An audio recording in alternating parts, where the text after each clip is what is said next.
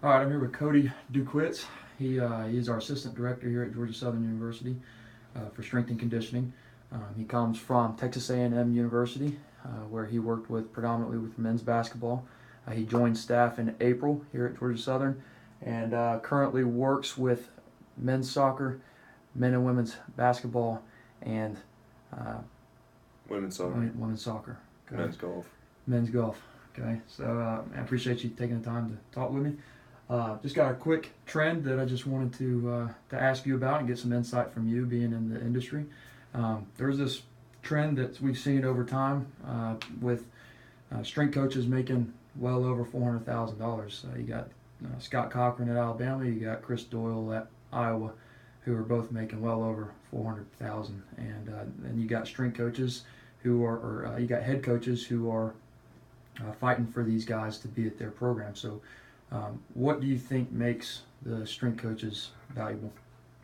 I think at that level, the thing that makes a strength coaches the most valuable is their ability to motivate their guys and their ability to develop relationships with guys. At that level, I think everybody knows how to program properly. Everybody knows how to do a great job in the weight room. So I think that's one of the biggest things that distinguish coaches, I think, from, starting out to that level where they're at right now. Yeah, for sure. And piggybacking off of that, they have these positions, and obviously they have experience and they have programming and all that. Do you think that the relationship between the head coach for the football team or the basketball team or whatever sport it is, do you think that the head coach has, and the relationship between him and the strength coach has some kind of weight tagged along with it? Yeah, especially at that level, I think that's the ultimate, I guess weight, like you said, at that level between strength coach and head coach.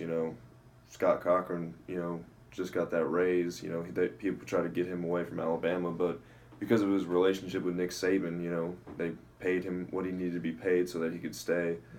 Yeah. Just at the same time, I'm sure if Nick Saban left Alabama, Scott Cochran would be going with him. Yeah, there's a trust relationship there. Absolutely. So it kind of you develop those relationships kind of when you start out and you get hooked up with the right head coach. That head coach goes somewhere bigger to a bigger school or whatever, and you kind of follow him. Yeah. So it's huge. Sure.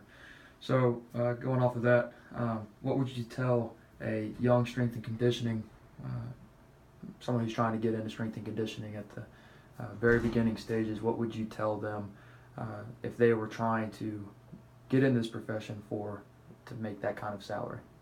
That's probably not going to happen, especially for the first probably 10 years maybe of your career.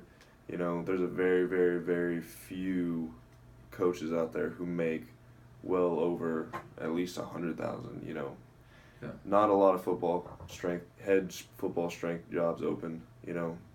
Those guys kind of stay in there. Yeah. After that, basketball is probably the highest paying strength coach job, but you have to be at a big school for that as well. A lot of those guys are staying in those positions, and after that you have baseball. Yeah. So those are the three money making sports. Those are the three that are going to pay the most. So if you try and get in it for the money, I think you're going to be a little bit disappointed, because that's the likelihood of that happening is slim to none, especially starting out. Yeah. Well, good deal. Thank you for your time. Yep.